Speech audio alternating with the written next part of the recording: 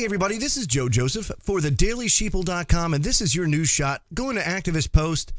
They have an article up here by Tony Carlucci that I find is, it's not almost like Captain Obvious strikes again, but it kind of is. The imperativeness of replacing Google and Facebook. Boy, I'll tell you, you can't say that loud enough.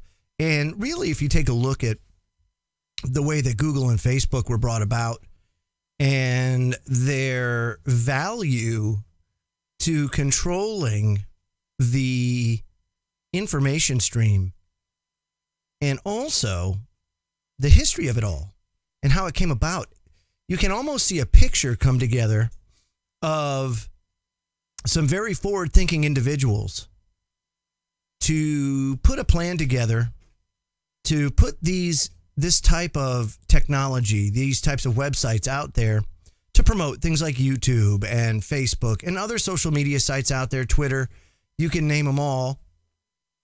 But they took a few and they made them the most dynamic as far as reach is concerned, the way you reach people, how you do things. And it really revolutionized the way that we communicated with one another and spread information to each other. And it also did something that I believe they had the foresight to see, which is it made the news almost obsolete because everybody became a citizen reporter.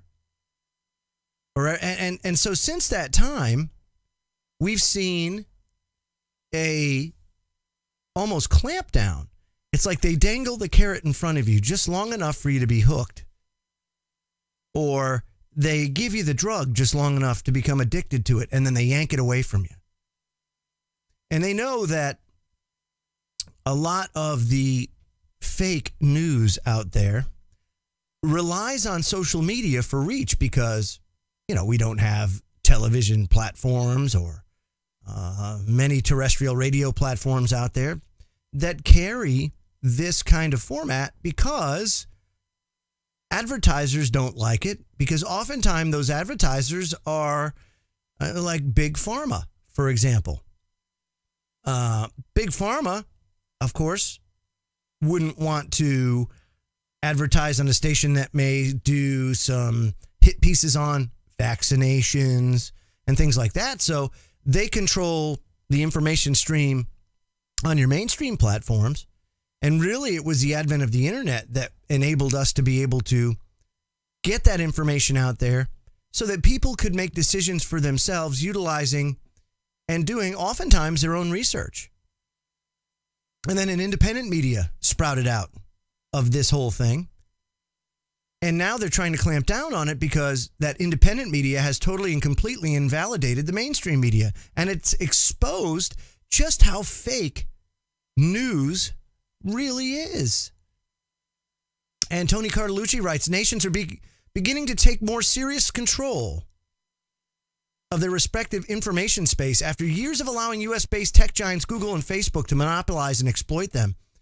Vietnam, according to the recent Geek Time article, is the latest nation to begin encouraging local alternatives to the search engine and social media network in order to rebalance the monopoly over information both tech giants enjoy in the Southeast Asian country today. The two tech giants and others like them may have appeared at their inceptions to be political, business, and military leaders around the world as merely opportunistic corporations seeking profit and expansion. However, Google and Facebook, among others, have become clearly more than that. Both have verifiably worked with the U.S. State Department in pursuit of geopolitical objectives around the world, from the collapse of the Libyan government to attempts of regime change in Syria, and using social media and information technology around the world to manipulate public perception and achieve socio-political goals on behalf of Wall Street and Washington for years. Of course they have. It is advantageous for these companies to do that.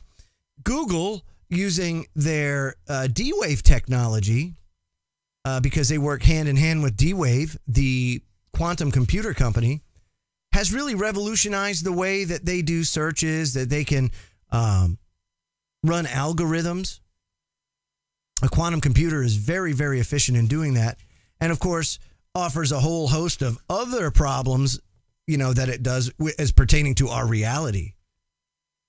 Many wonder and speculate whether the Mandela effect has anything to do with quantum computing and the use of CERN, as they punch holes in the veil to go to other dimensions. And when you do that, of course, when you're creating these holes and alternate universes, what happens is you start distorting our own.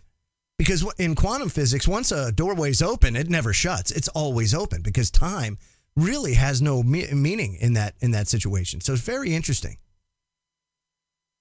But on the whole, Google and Facebook and companies like them, they need to be replaced. And from time to time, you have to have competition. The problem is that YouTube, eBay, Facebook, all of these companies get bought out by eBay, Google, Facebook, YouTube. Why? Because they're competition. And that's exactly what they do. They buy it up. Anytime somebody gets close to having a takeover of that, what ends up happening is they buy them up and make them go away. It's a long used, tried and true tactic that John D. Rockefeller used and so many people since him have used to snuff out the competition. And what do? It truly is a monopoly, folks. What do you do? Do you use an alternative? What alternatives are out there? These are things that we need to discuss, so feel free to discuss it in the comment section below. And check out our check out our website, thedailysheeple.com. Tongue-tied there for a second. Have a great day, everybody.